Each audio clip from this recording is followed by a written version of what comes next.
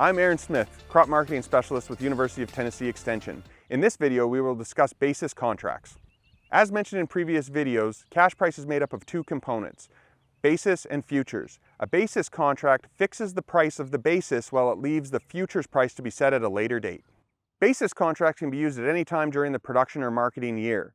It is beneficial for producers to look at their basis on a weekly basis to determine when they can enter into a basis contract to lock in a beneficial price. Basis contracts are also beneficial when the futures price is expected to improve or if basis is anticipated to weaken in your area.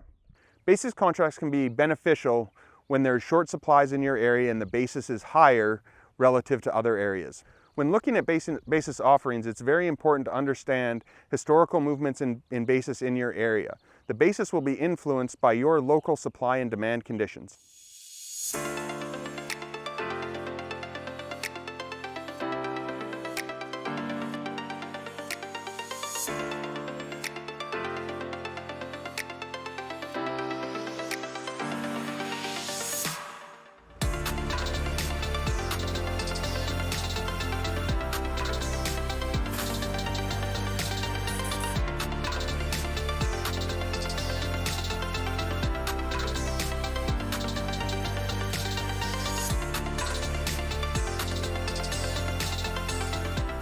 Hello, I'm Lou Pfister, Chief Operating Officer with Wood All Grain Company. A basis contract is a marketing tool that allows a producer to set the basis on their cash contract.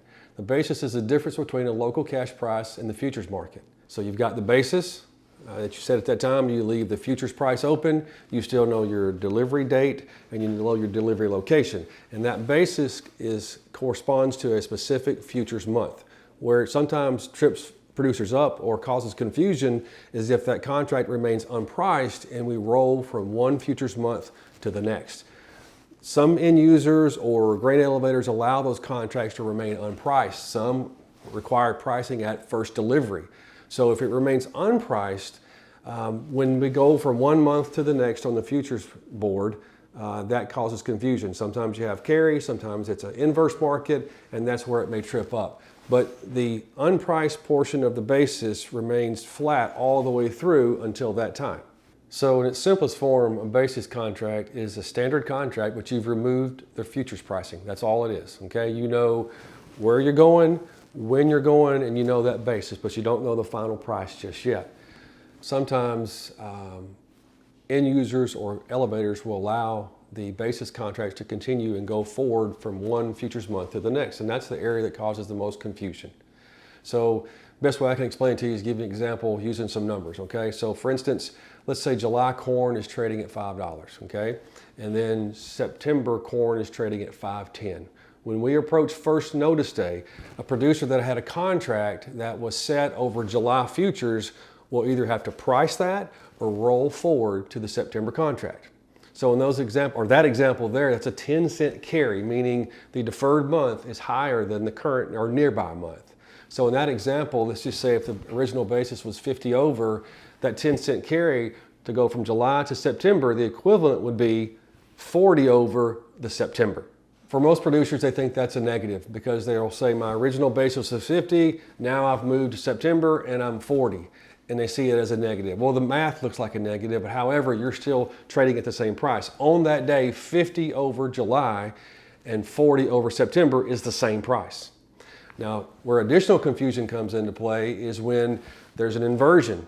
So an inversion would be if July was at $5 and September was at $4.90. That's a 10-cent drop in the futures market. And in that case, the basis would be added back. So for instance, if they were the original 50 over July, they roll to an inverted September futures price with a 10-cent inversion, that 50 now becomes a 60. That seems to be a positive, but it's still the same thing. It's a neutral move in the basis setting. So basically what you're doing is picking up your original basis level over the corresponding futures which it was set, and you're just setting it over the new futures month, whether it's a carry market or an inversion market. So one of the questions we get asked most is who sets the basis or what determines a local basis? And in its simplest form, basis is simply where a grain is and what it takes to get it to move to where it needs to be. But there's a lot of factors that go into that. They're local, they're regional, they're even broader market conditions. They're things like what is the nearby demand from the end user? transportation costs or freight availability at the time. At the same time, what does the futures market look like, whether it's a carry or an inversion? And then again, just the demand. So the ebb and flow of basis changes continually based upon what the local market does. In the Southeast, in Tennessee or in the Southeast, we have some of the best basis numbers in the entire country. So there's a couple of factors when considering a basis contract that you need to look into. First, there's always going to be historical or seasonal trends in basis. For instance, when it's planting time, growing time, there may be an elevated basis level for those future delivery dates to encourage contracting in the beginning of the season.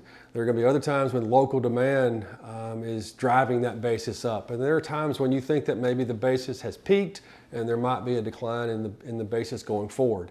While at the same time, you may need space, or you just want to take advantage of the basis levels at that time, but you think there's opportunity for greater futures appreciation or higher futures prices in the future, is when you want to take that basis price, leave the pricing deferred, and set that pricing at a later date. So if I was a producer and I wanted to look at a basis contract, the most important thing I would want to know is really understanding how those two pricing options, where I've taken a net price apart and I've got a basis set and I got a later opportunity to price the futures, how that works if I want to leave that open and move from one futures month to the next. The most important thing is understanding how that carry market or inversion may impact that basis. I think many producers going into it, they like the basis, they like everything else as far as the delivery time frame, the delivery location, and even a solid basis number. But if they forget or don't understand fully how that works, if you leave it unpriced, it can cause a lot of confusion. So if you're interested in a basis contract, reach out to your local farm manager, your local elevator, and ask them to explain to you their specifics for the basis contracts. Do they allow you to roll that contract if you want to leave that unpriced? Do they charge you for that roll? How far can you carry that forward into the future? Just understanding how you move from that unpriced element across different futures months is the most important thing about the basis contract. For more information on basis contracts, talk to your University of Tennessee Extension or contact your local elevator or grain purchasers.